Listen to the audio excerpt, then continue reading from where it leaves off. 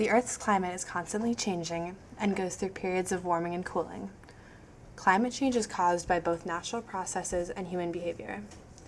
Currently, climate change is being escalated by greenhouse gases that come from industry, transportation, agriculture, and power plants. The major effects of those greenhouse gases are melting glaciers, rising sea levels, and changes in patterns of agricultural growth, freezing and thawing of bodies of water, and increased evaporation and precipitation.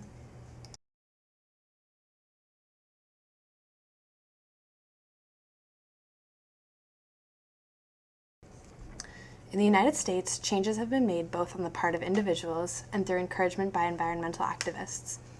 These include the increasing use of solar panels to harness the energy of the sun and transform it into usable energy for individuals, businesses and corporations, and towns and cities. Wind energy is used in certain parts of the United States, but for obvious reasons cannot be used everywhere. One of the major challenges to the spread of the use of wind turbines is from individuals and communities opposed to the visual obstruction of beautiful scenery by the turbines. Another form of alternative energy, biomass, has the dual benefit of providing energy and reducing waste. However, it does release carbon dioxide and thus does not really prevent climate change. Hydroelectricity, which is the most widely used form of renewable energy, utilizes the potential energy that comes from dammed water. Some of the recent governmental effects to reduce climate change include improving motor vehicle efficiency. President Obama's changes are the first in over 30 years, signaling an intention to create a new kind of environmental policy. The Obama administration has also been encouraging individuals to think practically about how they can reduce their energy consumption through such measures as keeping tires properly inflated and using compact fluorescent light bulbs. The current government has also included in its future plans the intention to create so-called green-collar jobs to help stimulate the economy and provide income in an environmentally responsible manner. Another component of that plan is the creation of a market-based cap-and-trade system to reduce carbon emissions, especially on the part of big corporations and industries.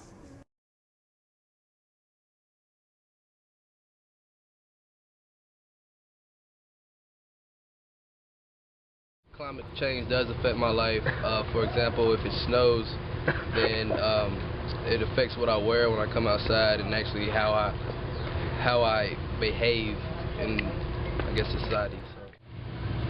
Climate change really hasn't affected me all that much, and I believe it's actually just a fake theory, that conspiracy theory made up to sell books.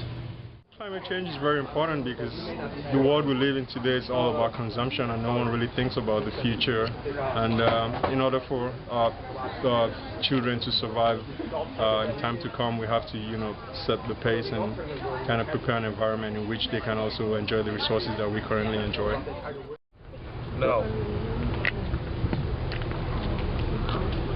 Climate change is an important thing to my life. It doesn't really affect my life immediately, but I come from a family and a friend circle and really even a city that's very, very environmentally aware, and where it's almost cool to be environmentally aware.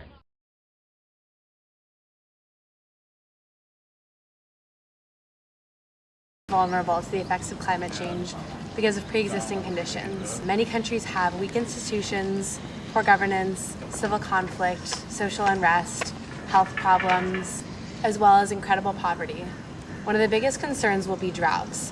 The Sahara Desert is already increasing and will continue to increase with climate change. These droughts continue.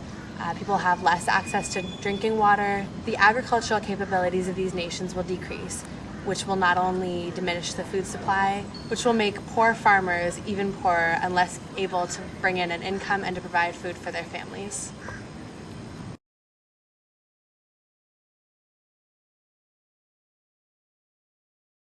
In Asia, industrialization, rapid urbanization, and economic development have placed pressure on natural resources. By the 2050s, more than 1 billion people in Asia may not have access to fresh water. With climate change, glaciers will melt in the Himalayas at a faster rate. These glaciers currently provide much of the water supply to major rivers all throughout Asia. Many people both get their fresh water from these rivers as well as live along the banks. Asia has densely populated coastlines and low-lying regions in which people live along riverbanks, and as sea levels rise and rivers flood, people will both have less access to fresh water and will be flooded out of their homes.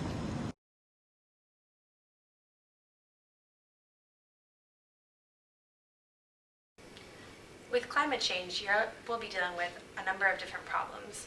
All over Europe, but especially in Southern Europe, there will be reduced precipitation. There will be more droughts in some areas, and then increased risk of flash floods in other areas. Heat waves and higher temperatures will increase health risks, as well as the frequency and severity of wildfires. So this poses both a physical and environmental threat to Europeans. All over Europe, though, there will be reduced forest area as a result of decreased precipitation. There will also be less agricultural productivity, and as in other regions of the world, rising sea levels will put low-lying coastal areas at risk.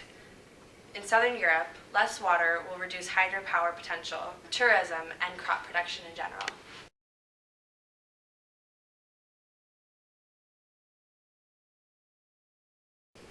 In Latin America, as in other parts of the world, changes in precipitation patterns and disappearance of glaciers will significantly reduce the amount of water available, especially for human consumption, agriculture, and energy generation.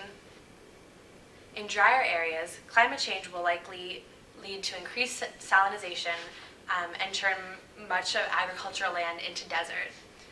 The productivity of some crops and livestock will decrease, which will have adverse consequences for food security. As in other parts of the world, rising sea levels will put people living in low-lying coastal areas at risk.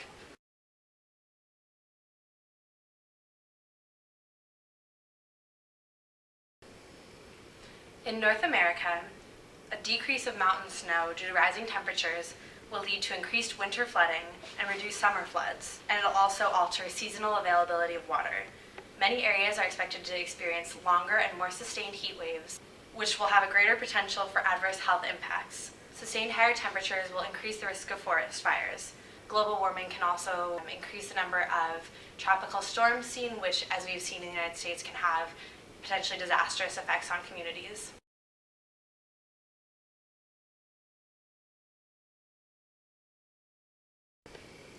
There are several major security consequences to climate change. The first of these is the greater potential for failed states and the growth of terrorism. This will likely come out of a government's inability to provide for its people. When this happens, extra-governmental groups will come in and take over, many of which will often have terrorist ties. Some examples of this are Hezbollah in Lebanon and the First Capital Command in Brazil. Another major consequence of climate change will be mass migrations, which will lead to global tensions.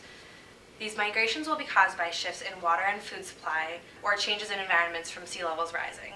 So that people will either be affected because they'll be looking for better work conditions or because they're unable to live in the communities they previously lived in. As a consequence, people will seek asylum and refuge in other countries. Many people from Asia and Africa will be moving into Europe, and that will cause a strain on European political systems and their already diminished food resources.